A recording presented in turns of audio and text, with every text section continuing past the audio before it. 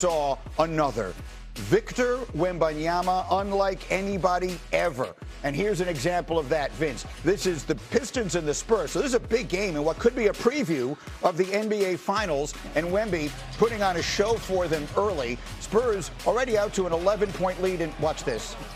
A little too big. Come on.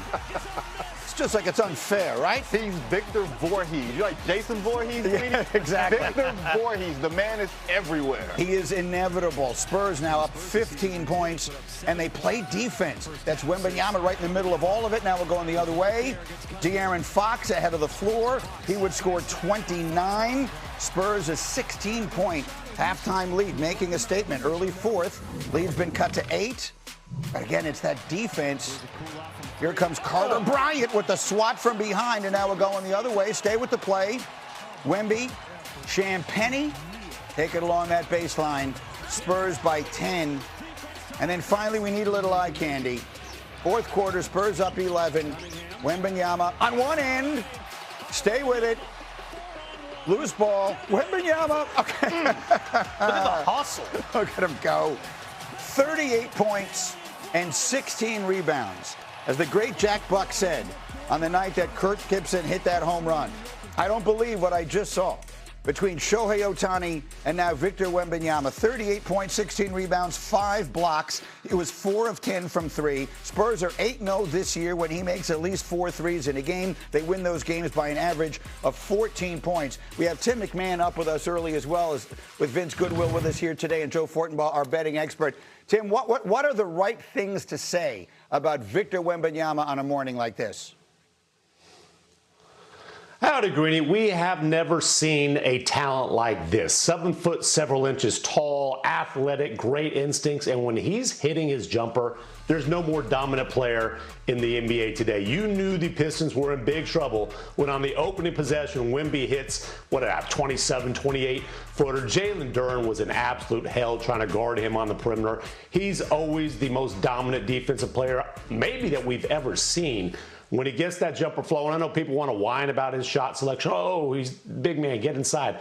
They're 8-0 when he hits at least 4 threes. They're essentially unbeatable when the jumper's going down for Wembanyama. He's not a big man. He's a 7'7" wing player who can do absolutely anything. And at times, it almost looks like he has point guard-esque skills. How about this Spurs team? That feels like a big win last night in a game that some people are positioning as a preview of the NBA Finals. It's not. It's not a preview of the NBA Finals. No. Just because Detroit is not ready, you can see some of their roster deficiencies over the past couple of weeks. They don't have the shot creation outside of Cade Cunningham. They don't have the shooting to make sure that they go through 4 rounds of the playoffs. Right. But what you see with the Spurs is they are ready sooner rather than later. They have multiple guys that can get to the basket, multiple guys that can feed Victor Wembanyama at the rim, and they can all defend. The biggest question the Spurs had was their shooting. When they're hitting their shots, when they're hitting long range, as they do against Oklahoma City, Greeny, they're going to be a problem. The only question is, they've never been to the playoffs as a unit. Right. We've never seen a team go from not making the playoffs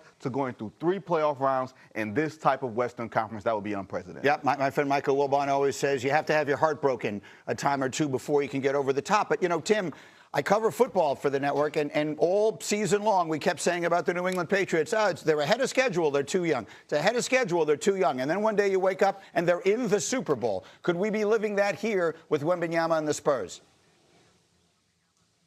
Well, as Vinny said, we've never seen a team skip the line like that to go from no playoff experience to a championship parade.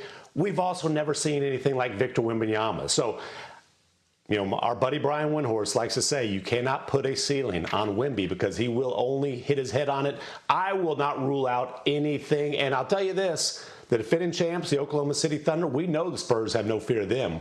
Remember, they beat the Thunder 3 times in 12 days back in December.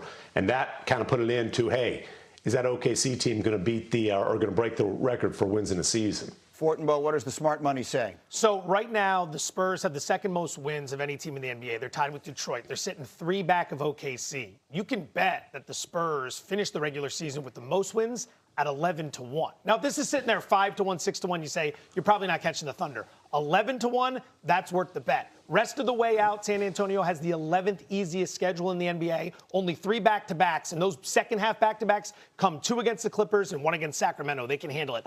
Thunder, second toughest schedule the rest of the way. At 11-1, I like that price. Okay, I like it. Stay close by. Vince and Tim, we have a lot to get to this morning with the return of Jason Tatum is expected to return for the Celtics a little less than 10 months after rupturing his Achilles. Now, look, whatever he gives them is going to be gravy at this point, right? But considering how well they played without him, what does this do, though, to their realistic expectations once the playoffs start? Does this make them the favorite in the East? You know what, Michael? I don't see how it doesn't make them the favorites in the East. Remember, okay, everybody's talking about or considering the question, well, how long does it take to work him back in? Are they going to have troubles? They don't have to work some strange dude in. It's Jason Tatum. They're wearing rings, some of those guys, including Jaylen Brown, because of Jason Tatum, too. And so I don't expect the work in to be all that long. I mean, what are we talking about with the Celtics remaining about 20 games? So even if he came off the bench, even if he has a minutes restriction, I expect a restriction. I don't expect the bench. But whatever role it is. So let's say it takes him 8 to 10 games to realize that. I mean, if he is whole physically or close, and it's what's unthinkable or difficult to wrap my head around is coming back that soon from that specific injury. I mean, we've all been following sports a long time, and people need a year, 13 months, 14 months, no matter how great an athlete they are. And Jason Tatum comes back this quickly. So if he is, we look at him and recognize, oh yeah, that's Jason Tatum. And the Celtics are adding him without subtracting anything other than working him back in.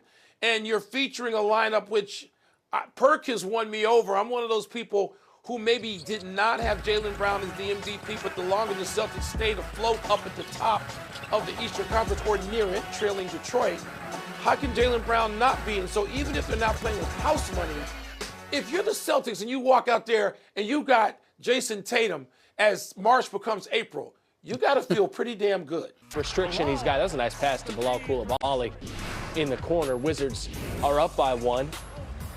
Now in the second quarter, problem is Ace Bailey had a career night, legitimately. And you'll notice on the fast break, no Wizards get back. None. Young, wait, is the defense going to get better with Trae Young? Probably not, but that was a nice shot fake and a great finish. He said he knew that he wasn't going to get ejected in the game that he played, and he admitted that. Bailey had a career high 32 points. Will Hardy said it was Ace's best game as a pro offensively, made a lot of good reads. You can have a lot of good reads in the Library of Congress in D.C. Get a lot of good reading done there. That's a 3. He had 12 points in 19 minutes, had 6 times. Isaiah Collier, though, had 27 points. And the Jazz snap a 7-game losing streak. Why? Les Miserables. That is why. Here's Trae after the debut. I was really looking forward to the day and just coming out here and shaking off, whatever rust I would have just from missing a few months of basketball and the speed of the game and just trying to find a rhythm with some of the guys that, I've been seeing playing. And I just wanted to come out here and just have some fun, bring some energy. I knew the crowd was going to be bringing energy, which they did, and you could feel it from the beginning in warm-ups and even pregame. So I was just happy to be out there and playing, and I'm looking forward to playing some more games here and just getting to know my teammates even more. You said the watch is Fugazi? No, I did not. Cooper Flagg missed 8 games with a foot injury. He is very much back against the Magic, and the foot looks good. Mavericks up by 4. Flagg becoming the second youngest to score 1,000 points. Mavericks up 62-60. 50 seconds left. Magic down a point. Wendell Carter Jr. in the post, blocked by Flagg. We're going the other way. Half court. Cooper asking for the rock. Looking forward to that game at TD Garden.